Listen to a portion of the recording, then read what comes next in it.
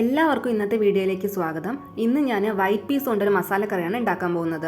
തമിഴ്നാട്ടിൽ ഇതിന് ചുണ്ടൽ അല്ലെങ്കിൽ സുണ്ടൽ എന്നൊക്കെ പറയാറുണ്ട്. എന്തായാലും നമുക്ക് വീഡിയോ കണ്ടു നോക്കാം. ഞാനിന്നിവിടെ ഏകദേശം 1.5 ഗ്ലാസ് വൈറ്റ് പീസാണ് എടുത്തിരിക്കുന്നത്. ഓവർനൈറ്റ് സോക്ക് ചെയ്ത് വെച്ചിരുന്നതാണ്. അതിലേക്ക് ഉപ്പ്, മഞ്ഞൾപ്പൊടി ഇട്ടിട്ട് 6 മുതൽ 7 വിസിൽ വരുന്നത് വരെ വേവിച്ചെടുക്കാം. വൈറ്റ് പീസിന് ഗ്രീൻ പീസിനേക്കാൾ വേവ് അധികം ഉള്ളതുകൊണ്ടാണ് ഇത്ര നേരം വേവിച്ചെടുക്കേണ്ടി വരുന്നത്.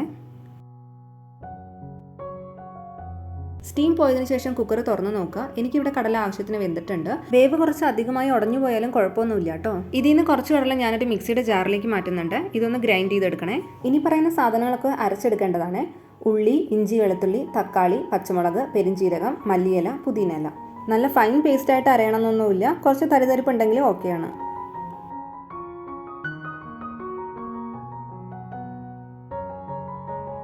ഒരു ചട്ടി അടുപ്പത്ത് വെച്ച് എണ്ണ ഒഴിച്ചു കൊടുക്കുക. അതിലേക്ക് നമ്മൾ അരച്ചു വെച്ചിരിക്കുന്ന പേസ്റ്റ് ചേർക്കുക.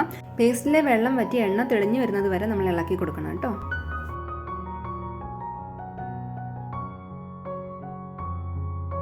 വെള്ളം വറ്റി വന്നിട്ടുണ്ട്. ഇനി അതിലേക്ക് മഞ്ഞൾപ്പൊടി, മുളക് പൊടി, ഗരം മസാല ചേർത്തിട്ട് അതിൻ്റെ പച്ചമണം മാറുന്നോടം വരെ ഒന്ന് ഇളക്കി കൊടുക്കുക.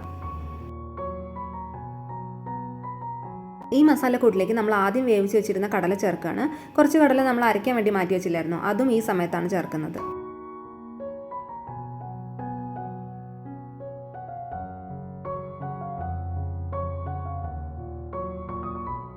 മസാല ആ കടലയിലേക്ക് ഒന്ന് പിടിക്കണ്ടേ, അതുകൊണ്ട് അടച്ചു വെച്ച് ഒരു 5 മിനിറ്റ് കൂടെ കുക്ക് ചെയ്തെടുക്കാം.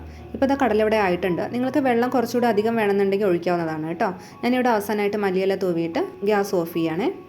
ഇത് നമുക്ക് എന്തിൻ്റെ കൂടെ വേണമെങ്കിലും സൈഡ് ഡിഷായിട്ട് ഉപയോഗിക്കാം കേട്ടോ. വെറുതെ കഴിക്കുന്നത് നന്നായിരിക്കും. കുറച്ച് സവാള അരിഞ്ഞത്, മല്ലിയില, പുതിനയില, പിന്നെ ചോളം വറുത്തതൊക്കെ ഉണ്ടാവില്ലേ, അതൊക്കെ ചേർത്ത് മിക്സ് ചെയ്ത് കഴിക്കുകയാണെങ്കിൽ കൂടെ നന്നായിട്ടുണ്ടാവും. ഇവിടെ ഞങ്ങളുടെ വീട്ടിൽ ഇതെല്ലാവരും തനിയെ കഴിക്കാറാണ് പതിവ്. അപ്പോൾ എല്ലാവരും ഇതൊന്ന് ട്രൈ ചെയ്ത് നോക്കിയിട്ട് അഭിപ്രായം അറിയിക്കൂ കേട്ടോ.